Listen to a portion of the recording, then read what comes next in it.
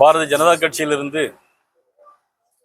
இதற்கு முன்னால் மாவட்ட செயலாளர் மாவட்ட தலைவராக பணியாற்றிய மதிப்புக்குரிய தயாசங்கர் அவர்களுடைய தலைமையிலே 50 பேர்கள் ஏற்கனவே அவள் திராவிட முன்னேற்ற கழகத்துக்கு சென்று அது பிறகு பாரத பிரதமர் நரேந்திர மோடி அவருடைய தலைமையினை ஏற்று மீண்டும் இன்றைக்கு பாரதிய ஜனதா கட்சியில் 50 பேரோடு சேர்த்து இன்னைக்கு இணைந்திருக்கிறார்கள். பாரதிய ஜனதா கட்சியினுடைய சார்பாக அவர்கள் அனைவரையும் வருக வருக என நான் அன்போடு வரவேற்க கடமைப்பட்டிருக்கிறேன். அதே நேரத்தில் பாரதிய ஜனதா கட்சியிலிருந்து நிறைய பேர் பிரிந்து சென்று விட்டார்கள் என்றெல்லாம் சொன்னார்கள். அதில் உள்ள ஒன்றிய தலைவர் மதிப்புக்குரிய கவி கண்ணன் இங்கே தான் இருக்கிறார். அது மாதிரி கண்ணன் ஒன்றிய தலைவர் இங்கே தான் இருக்கிறார்கள். நெல்லை மாவட்டத்தை பொறுத்த மட்டிலும் பாரதிய ஜனதா கட்சியிலிருந்து யாரும் இதுவரையிலும் வெளியே செல்லவில்லை என்பதை நாங்கள் தெரிவித்துக் கொள்கிறோம். தமிழக வெற்றி கழகத்தை பொறுத்த மட்டிலும் இன்னைக்கு ஆட்சி பொறுப்பினை ஏற்று 35 நாட்கள் ஆகிவிட்டது. இந்த 35 நாட்களிலும் 207 குற்றங்கள் கடந்த 2 தினங்களில்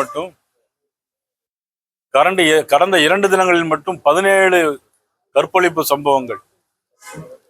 நான் எதை கேட்கிறேன்னு சொன்னால், ஆட்சிக்கு வருவதற்கு முன்னால் மேடைக்கு மேடை நின்று ப்ரோ ப்ரோ அங்கிள்னு சொல்லி பேசினீங்களே, தமிழகத்துடைய முதலமைச்சர் விஜய் அவர்களை பார்த்து நான் கேட்கிறேன், சூலூரிலே 10 வயது குழந்தையை பாதகர்கள் படுபாதகம் செய்தார்கள், கற்பழித்து கொன்றுவிட்ட செய்தி இன்று வரையிலும் முதலமைச்சருக்கு தெரியுமா?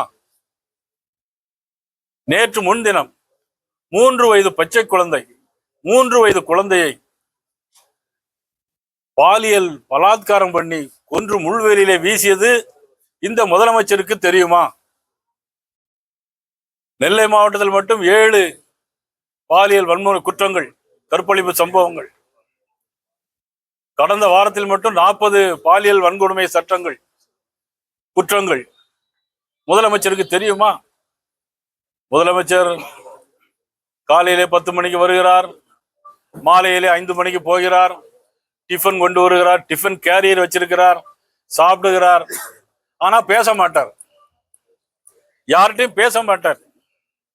பேசுறதெல்லாம் யார்கிட்டன்னா, சினிமாவில் யாரெல்லாம் பிரபலங்களா இருக்காங்களோ அவங்கள கூப்பிட்டு பேசி படம் எடுக்கிறையில தான் இருக்காரே தவிர முதலமைச்சர் இந்த கற்பழிப்பு சம்பவங்கள் 2 வயது குழந்தையை மட்டும் இல்ல, 60 வயது பெண்கள், 80 வயது பெண்கள் வருவதற்கு முன்னால் அது இது எல்லாம் பேசுறாங்க.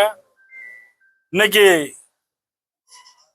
பேசவே இல்லை, பேட்டி கொடுக்கல, யாரையும் அழைத்து போய் பார்க்கல. ஆனா ஒருவேளை அவர் என்ன நினைப்பாருன்னா, எல்லாரும் கற்பழிச்சுட்டு எல்லாரும் பனையூர்ல பார்க்கலாம், கரூர்ல 40 பேர் செத்து போறோம்னா எல்லாரும் பனையூர்ல பார்த்தது மாதிரி பார்க்கலாம்னு நினைச்சிட்டு இருக்காருன்னு நினைக்கிறேன். முதலமைச்சருக்கு வாக்களித்த மக்கள் என்ன நினைப்பார்கள்? சரி, நான் கேட்கிறேன், இப்ப இந்த இடைத்தேர்தல் வரப்போது 6 மாசத்துல என்ன அவசியம்? இந்த இடைத்தேர்தலுக்கு என்ன அவசியம் இருக்கிறது? இப்பதானே உங்களெல்லாம் ஓட்டு போட்டு ஜெயிக்க வச்சாங்க. நேற்று எங்க அண்ணன் பொன்னார்கள் பேட்டி கொடுத்தாங்களே, குதிரை பேரம். ஆட்சிக்கு வருவதற்கு முன்னாலேயே குதிரை பேரம் நடந்தது. சட்டமன்ற உறுப்பினராக இருந்த திரு காமராஜ் அவர்களை குதிரை பேரம் பேசி மதிப்புக்குரிய டிடிவி தினகரன் அவருடைய கட்சியிலிருந்து அவர்கள் விலைக்கு வாங்கினார்கள். உண்மையிலே சிபிஐ விசாரித்து குதிரை பேர் நடந்ததை, இந்த தமிழக அரசு தவறு செய்வதை நிச்சயமாக தமிழக அரசை நிச்சயமாக தண்டிக்க வேண்டும், ஆட்சியிலிருந்து அகற்ற வேண்டும் என்பது நான் எங்களுடைய கோரிக்கை வைத்திருக்கிறேன். இத்தனை பொறுப்புகளையும் தாங்கி இருக்கிற தமிழக முதலமைச்சர் என்ன நடவடிக்கை எடுத்தார்? இன்னும் அடுத்த அம்பாசமுத்திரத்துல இடைத்தேர்தல் வரப்போகுது. யாரும் இறந்து போயிட்டாங்களா இல்லையான்னு தெரியல எனக்கு.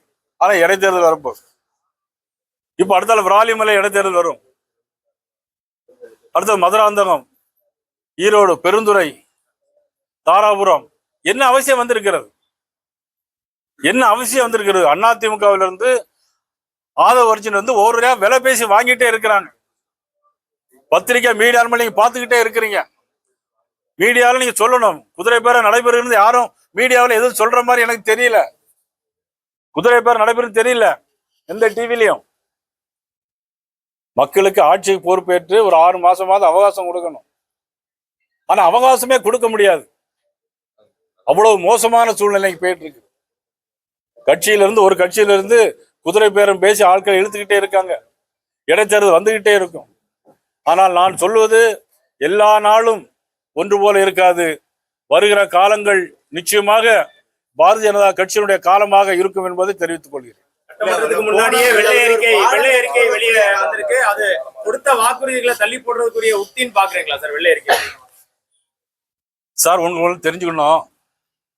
ஒரு பஸ் வருதுல, கரூர்ல பஸ், அந்த பஸ்ஸுக்கு மேல ஏறி வந்தாரு. அப்படி ஆடிட்டு 10 ரூபா பாட்டிலுக்கு 10 ரூபா பாட்டிலுக்கு. இப்ப 10 ரூபா பாட்டிலுக்கு ஆடிட்டே படிக்க வேண்டியதானே? 10 ரூபா பாட்டிலுக்கு வாங்கிட்டு இருக்காங்க. கேட்டா மந்திரி சொல்றாரு உயர்நீதிமன்றத்தில் சொல்லியிருக்காங்க அப்படிங்காரு. எப்படிப்பட்ட அமைச்சர்லாம் இருக்கிறாங்க? வெள்ளை அறிக்கை பத்தி அன்னைக்கு தேர்தலுக்கு முந்தி நீங்க பேசுனீங்களா இல்லையா? மதிப்புக்குரிய முதலமைச்சர் ஜோசப் விஜய் பேசினாரா இல்லையா? 10 லட்சம் கோடி 10 லட்சம் கோடி கடன் இருக்கு அப்படின்னு சொன்னாரா இல்லையா? ஆட்சிக்கு வருவோம்னு தெரியாது. ஆச்சரியத்திலையும் அதிர்ச்சியிலையும் முதலமைச்சர் இப்ப இருந்துகிட்டு இருக்காரு. ஆட்சிக்கு எப்ப வந்தங்கிற அதிர்ச்சியே இல்லாம இப்ப ஆட்சியில வந்த பிறகு முதிர்ச்சியும் இல்லாம இருக்காரு. இப்போ வெளியே சென்ற எம்எல்ஏக்கள் என்ன சொல்றாங்கன்னா, எங்களோட தொகுதி மக்களுக்கு நல்லது செய்ய முடியல. ஒண்ணு. ரெண்டாவது, எங்களோட கட்சி தலைவர் வந்து திமுகவோட ஆதரவோடு தமிழக முதலமைச்சர் ஆகணும்னு நினைச்சாரு. திமுக வந்து தீய சக்தின்னு தான் நாங்க எம்ஜிஆர்லாம் தெரிவிச்சிருக்காரு, அம்மா தெரிவிச்சிருக்காங்க. இதுக்குதான் நாங்க உடன்படலன்னு மாதிரி சொல்றாங்க. புதுவை பெறத்துக்கும் எதுக்கும் இல்லை, இதான் உடன்படல இல்லைன்னு சொல்றாங்க. அதை பற்றி நான் கருத்து சொல்ல முடியாது. ஆனா இவர்கள் எதிர்கட்சியாக இருந்து அதிமுக இருந்தார்களா இல்லையா? எதிர்கட்சியாக இருக்கும்போது 2006 இருந்து 2011 வரைக்கும் எதிர்கட்சியில சட்டமன்ற உறுப்பினர்களாக இருந்தார்களா இல்லையா? அப்ப ஏன் அவர்களுக்கு நன்மை செய்ய முடியல தெரியல? அப்ப ஏன் கட்சி மாறி போக முடியல? அப்ப கட்சி மாறி போயிருக்கலாம்ல.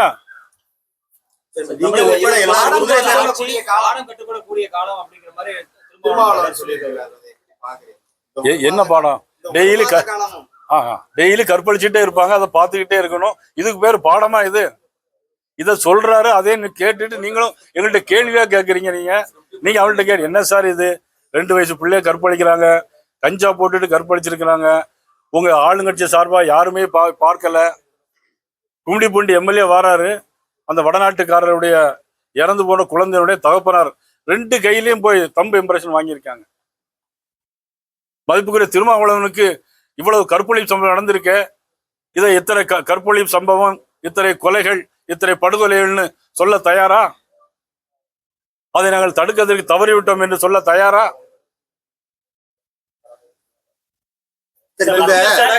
விஜயும் அண்ணாமலையும் வர்றது வந்து தமிழ்நாடு பொலிட்டிக்கல் டைனமிக்ஸே மாத்தி இருக்கா. குறிப்பா பிஜேபி அதிமுகவும் கடுமையா பாதிக்கப்பட்டிருக்கு சொல்றாங்க. பிஜேபி ஆல் இண்டியா பார்ட்டி உலகத்திலே நம்பர் 1 கட்சி. இன்னைக்கு தமிழகத்துல எங்களுக்கு எம்எல்ஏ ஒரே ஒரு எம்எல்ஏ இருக்கார். அதற்காக நாங்கள் வந்து எங்களுக்கு எந்த விதமான பாதிப்பும் கிடையாது. ஒரு சமயம் பாராளுமன்றத்துல 2 எம்பிக்கள் இருந்தாங்க. இன்னைக்கு 12 வருஷத்தையும் தாண்டி ஒரு பிரைம் மினிஸ்டர் 4400 நாட்களையும் தாண்டி இன்னைக்கு போயிட்டு இருக்கிறோம். காங்கிரஸ் கட்சியை காட்டிலும் இன்னைக்கு அதிக நாட்கள் பிரதமராக, அதிக நன்மைகளை செய்யக்கூடிய பிரதமராக இன்னைக்கு பிரைம் மினிஸ்டர் இன்னைக்கு நாட்டில் வந்துட்டு இருக்காங்க. அவருடைய திட்டங்களை எல்லாம் நீங்க கேள்வி கேட்க முன்னாடியே நான் சொல்லிடுறேன். அந்த திட்டங்களை எல்லாம் 4 புஸ்தகத்தை போட்டு நேற்று மதிப்புக்குரிய நம்மளுடைய மூத்த நடிகர் அண்ணன் ரஜினிகாந்த் அவரிடம் போய் நான் கொடுத்துட்டு வந்தேன். வேற அரசியல் எதுவுமே நாங்க பேசவும் இல்லை. நீ கேட்கறதுக்கு முன்னாடி நான் சொல்றேன். என்ன விஷயம், குறிப்பாக அண்ணாமலை உங்களோட இயக்கத்துல இருந்து வெளியே போயிட்டாரு.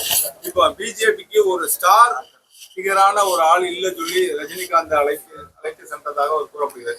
நேற்று கூட பொன் ராதாகிருஷ்ணன் சொன்னாரு, ஏன் அவரையும் அழைக்க கூடாது பிஜேபின்னு மாதிரி சொன்னாரு. அப்படிதான் அழைக்கிற மாதிரி இருக்கு. அண்ணாமலை ரஜினியை போட்டு போஸ்டர்ல போட்டு ரஜினி சார்பா வந்து அரசியல் எதுவும் தம் படத்தை யூஸ் பண்ண விடாம வந்திருக்கீங்க. நீங்க வந்து போய் சந்திச்சிருக்கீங்க. அதாவது என்னன்னா, நான் போய் பார்க்கறதுக்கு முன்னாடியே ஒரு வால் போஸ்டர்ல திரு ரஜினிகாந்த் அவருடைய படம் இருந்தது. அதை பார்த்து விட்டு அவரே என்னை எதிலும் ஈடுபடுத்தக்கூடாதுன்னு என்னைய சொல்லிவிட்டார். அவர் எந்த கட்சியிலும் கிடையாது, எந்த கட்சிக்கும் வரவும் மாட்டார் என்று தான் நான் நினைக்கிறேன். அதற்கு எதற்கும் எந்த விதமான சம்பந்தமும் இல்லை. மத்திய அரசோட கல்வி பட்ஜெட்டின் கீழ் வரக்கூடிய தேசிய தேர்வு மூலமாக நீட் தேர்வு நடக்கப்படும். ஏற்கனவே கடந்த மே 3 நடந்ததில் வினாத்தாள் கசிவினாங்க. அதுக்கு யார் கொண்ட காரணம் சொல்லுங்க. அதே போல வெளியாட்டில் கொண்டு வந்து ஒரு விடைத்தாள் கொண்டு வரக்கூடிய வினாத்தாள் கொண்டு வரக்கூடிய சூழ்நிலை இருக்கு. பழுதாகி அங்கங்க நிக்குது. போஸ்டல் வெஹிக்கிள் அங்கங்க பழுதாகி மதுரையில ஏர்போர்ட்ல இருந்து வெளியேறப்ப பழுதாயிடுச்சு. திட்டமிடல் இன்னும் சொதப்பிதான் இருக்குமா? இல்ல அதான் சொல்லுவேன், ஒரு தேர்வை கூட நடத்த முடியாத சூழ்நிலை பிஜேபி. ஏன்னா இதுக்கு முன்னால வாகனங்களை வந்து இப்ப பாத்தீங்கன்னா ஒரு அதிசயமா இப்ப வரும்போது எல்லாரும் ஆளுநர் வந்திருக்காரு பொதுமக்கள் கேட்காங்க. ஆனா வந்திருக்குது கொஸ்டின் பேப்பர் வந்திருக்கு. அது எவ்வளவு பெரிய இன்றைக்கு எவ்வளவு பெரிய நன்மை உங்களுக்கு எவ்வளவு வேகமா கொண்டு சேர்க்கிறாங்கிறத நீ தெரிஞ்சுக்கிடணும். இயல்பா நடக்க வேண்டிய ஒரு தேர்வுங்கிறது இயல்பா நடக்க வேண்டிய செக்யூரிட்டி அவசியப்படுற இல்ல நிச்சயமா. ஏன்னா ஒரு காலத்துல வந்து எல்லாம் கொஸ்டின் பேப்பரை வந்து எல்லாம் அனுப்பி வைப்பாங்க, தபால் அனுப்பி வைப்பாங்க, அப்புறம் கார்ல வந்துச்சு, இப்போ ஹெலிகாப்டர்ல வருது. ஒரு பாதுகாப்பு தான், அதனால ஒண்ணும் இல்லை. தொழில்நுட்பங்கள்னால இந்த மாதிரியான நெகட்டிவான விஷயம் ஏற்படுதுன்னு நினைக்கிறீங்களா? விடைத்தாள் கசிறது இதெல்லாம் இப்பதான் சமீப காலமா அடிக்கடி நடக்குது. தொழில்நுட்ப வளர்ச்சியினால வாட்ஸ்அப், டெலிகிராம் அதனால அந்த மாதிரி நடக்குதுன்னு நினைக்கிறீங்களா? இல்ல, பாதுகாப்பு என்பது நிச்சயமா தேவை. அது எதனால கசிந்தது என்பதை நம்ம ஒண்ணும் உறுதி செய்ய முடியாது. பாரதிய ஜனதா கட்சியின் மாநில தலைவர், மத்திய அமைச்சர், மாநிலத்தினுடைய கவர்னர், அப்படி பலவாறு விஷயங்கள் வெளியில பேசப்படுது. நீங்க அது குறித்து உங்களுடைய கருத்து? நான் இப்பொழுது பாரதிய ஜனதா கட்சியின் மாநில தலைவர். போதை கலாச்சாரத்துக்கு எதிராக தமிழக அரசு பல்வேறு நடவடிக்கை எடுத்துட்டு வரக்கூடிய சூழல்ல இன்னைக்கு காலையில கூட சென்னை ஏர்போர்ட்ல 5 கோடி ரூபாய் அந்த பெத்தமட்டின் போதை பொருளை பிடிச்சிருக்காங்க. இல்ல, அதை கட்டுப்படுத்துவதற்கு முதலமைச்சர் தவறுகிறார் என்பதுதான் எங்களுடைய குற்றச்சாட்டு. அதை கட்டுப்படுத்த தவறு மட்டும் இல்ல, காவல்துறையை கையில வைத்திருக்கிற முதலமைச்சர் என்ன வேணாலும் கட்டுப்படுத்தலாம். இன்னைக்கு புரட்சித்துறை அம்மா இருக்கும்போது போலீஸ் முழு சுதந்திரம் கொடுத்திருந்தாங்க. இன்னைக்கு காவல்துறைக்கு சுதந்திரம் இல்லை. காலையில ஒண்ணா சொல்றாங்க, ஒரு ஆர்டர் போடுறாரு முதலமைச்சர், சாயங்காலம் அதை நிறுத்த சொல்லி சொல்றாரு முதலமைச்சர். எப்படி காவல்துறை செயல்பட முடியும்? கற்பழிப்பு சம்பவம் எதனால் ஏற்படுகிறது? போதைப் பொருள் கலாச்சாரம், கஞ்சா, பெத்தமட்டின் போன்ற போதைப் பொருட்கள் கலாச்சாரத்துல இன்னைக்கு கற்பழிப்பு சம்பவம் அதிகமா நடந்துட்டு. அதனால தான் இன்னைக்கு சென்னையில நாளைக்கு காலையில ஆர்ப்பாட்டம், சென்னை மாவட்டத்தில் உள்ள எல்லாரையும் கூப்பிட்டு பொதுமக்களையும் நாங்கள் அழைப்பு கொடுத்துருக்கிறோம். இல்ல சென்னையில் மட்டும். சிங்கப்பெண் சிறப்பு காவல் படையெல்லாம் இருக்கு பெண்களுக்கான. அருமையான கேள்வி. எங்கேயாவது பாத்திருக்கீங்களா நீங்க சிங்கப்பெண்ணா? தேவையில்லாத இடத்துல நிக்கிறாங்க. அங்க நாங்க ஆஸ்பத்திரியில இருந்தோம், ஸ்டான்லி மருத்துவமனையில 12 மணிக்கு போயிட்டு 4 மணி வரை இருந்தோம். அந்த கற்பழிப்பு நடந்து கொலை நடந்து பிறகாத அந்த இடத்துல வந்து என்ன நடந்ததுன்னு விசாரிக்கல சிங்கப்பெண். இன்னொன்னு தெரியுமா, சிவகங்கையில சிங்கப்பெண்ணுக்கே காவல் பட வேண்டிய சூழ்நிலை ஆகிப்போச்சு. 3 காவல்துறை அதிகாரிகள் வந்து அந்த சிங்கப்பெண்ணை கற்பழிக்க போயிட்டாங்க. பத்திரிகையில் வந்திருக்கு, செய்தி பார்த்தோம். தமிழ் மாநில காங்கிரஸ் கூட்டணியில இருந்து விலகி இருக்குது. 5 தொகுதிக்கு இடைத்தேர்தல் வருது. பாஜகவோட ஸ்ட்ராட்டஜி எதுவும் மாறுது? எங்களுடைய ஸ்ட்ராட்டஜி எதுவுமே மாறாது. எங்களுடைய ஸ்ட்ராட்டஜி எப்பொழுதுமே நேர்மையான முறையில் மோடி அவருடைய ஆட்சி தமிழகத்தின் மக்களுக்கு எங்களுக்கு பெரிய பிரதிநிதித்துவம் இல்லாவிட்டாலும் கூட தொடர்ந்து 14 லட்சம் கோடி ரூபாய் மேலாக இன்னும் தொடர்ந்து வந்து கொண்டிருக்கிறது. மதிப்புக்குரிய அமைச்சர் செங்கோட்டையன் அவர்கள சொல்லியிருக்கார், 1000 கோடி ரூபாய் தந்திருக்காருன்னு அண்ணன் செங்கோட்டையன் அவர்கள சொல்லியிருக்கிறாங்க. தமிழகத்தை பொறுத்த மட்டிலும் எல்லா நன்மைகளும் மத்திய அரசிடம் வந்து பாரதிய ஜனதா கட்சி நிச்சயமாக பெற்றது. குறிப்பா இளைஞர்கள் வந்து சிம்பத்தைசர்ஸ் அதிகமா வந்து அண்ணாமலை பக்கம் ஈர்க்கப்பட்டிருக்காங்க. கிட்டத்தட்ட 18 லட்சம் பேர் அவர் கூட சேர்ந்துட்டாங்க அப்படிங்கிறாங்க. இப்ப நானும் தான் சொல்லுவேன், என் பின்னால 30 லட்சம் பேர் இருக்காங்கன்னு சொல்லுவேன். சொல்றது காட்டுறாரு கடிக்கல, நானும் வாங்க நானே காட்டுறேன். பணம் செலவு பண்ணியாச்சுன்னா அதுல மேனிபுலேட் பண்ணி ஓடிக்கிட்டே இருக்கும். டிவி நான் பேசிக்கிட்டே இருப்பேன், எனக்கு பின்னால ஓடிக்கிட்டே இருக்கும். தயசங்கர் அதுல டெக்னிக்கலான ஆளு பாத்தீங்கன்னா தெரியும். இல்ல ஓட்டிட்டு வேணா உங்களுக்கு காட்டுறேன், ஒரே நாளையில 30 லட்சம் பேர் காட்டுறேன். கட்சியில இருந்து முன்னாள் மாநில தலைவர் வந்து நான் யாரையும் குறிப்பிட்டு நான் பேசவே மாட்டேன். அவர் வந்து கட்சியில இருந்து விலகிட்டாரு. மீண்டும் அவரை வந்து மறுபடியும் பாஜகவோட இணைக்கிறதுக்கு நீங்க ஏதாவது முயற்சி பண்ணுவீங்களா, இல்ல ஏதாவது அது சம்பந்தமான நடவடிக்கைகள் ஏதாவது? இல்ல, அதை பத்தி நான் எதுவும் கருத்து சொல்ல முடியாது.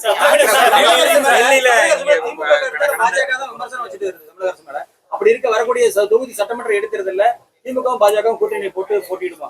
தேர்தல் தேதி அறிவிச்சோன்னா அது குறித்து நான் உங்கள்கிட்ட சொல்றேன். டெல்லியில கடைசியா அமித்ஷா தலைமையில கூட்டம்லாம் கொடுத்து முக்கிய தலைவர்கள் எல்லாம் கலந்துக்கிட்டீங்க. அதுல பேசின வார்த்தைகள் என்ன, தமிழக தோல்வி குறித்து என்ன ஆய்வு என்ன நடத்தணும், அதுக்கு அடுத்த கட்ட நடவடிக்கைகள் என்னவாக இருக்கும்?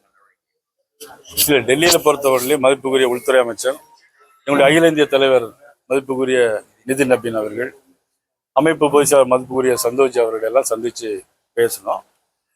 இனிமே வந்து அடுத்த கட்ட நடவடிக்கை எப்படி எடுத்துட்டு போகலாம் அப்படிங்கிறது தான் எங்களுடைய திட்டமாக இருந்தது.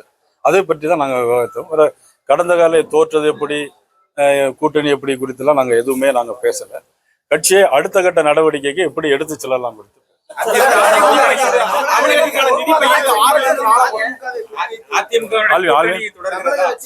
அதிமுகவை குறிவைத்து எல்லா எம்எல்ஏக்களையும் எடுத்துட்டு இருக்காங்களா, அந்த கட்சியை ஒரு டெமாலிஷ் பண்ணக்கூடிய ஒரு லெவலுக்கு கொண்டுட்டு போயிட்டு இல்ல, அது ஒரு தவறான ஒரு செயல். அதாவது கட்சியில உறுப்பினரை சேர்ப்பது என்பது வேறு. கட்சியினுடைய சட்டமன்ற ஒரு மக்களால் தேர்ந்தெடுக்கப்பட்ட சட்டமன்ற உறுப்பினர்களை கட்சியிலிருந்து இழுத்து அதற்கு இடைத்தேர்தல் வரவழைத்து அரசு பணத்தை செலவு பண்ணி அதில் யார் வெற்றி தோல்விங்கிறது வேறு விஷயம். இதெல்லாம் தேவையில்லாத, முதிர்ச்சி இல்லாத, அரசியல் முதிர்ச்சி இல்லாத ஒரு செயல்பாடு.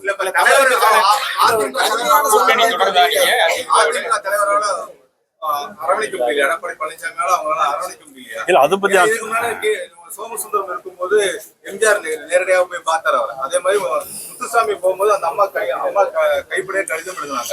அது கூட ஒரு அரவணைக்க சூழல் இல்லாத ஒரு தலைவர் இருக்காங்க. இல்ல, நீங்க சொல்றது உண்மை. புரட்சித்தலைவர் எம்ஜிஆர் எஸ்எஸ் வீட்டுக்கு போனார் என்பது உண்மை. புரட்சி தலைவர் அம்மா அவர்கள் கூட்டணி வைக்கும் போது மதிப்புக்குரிய ஜி.கே. மூப்பனார் அவர்கள் வீட்டுக்கு சிறிய படிக்கட்டு கூட ஏறி போனார் என்பது உண்மை.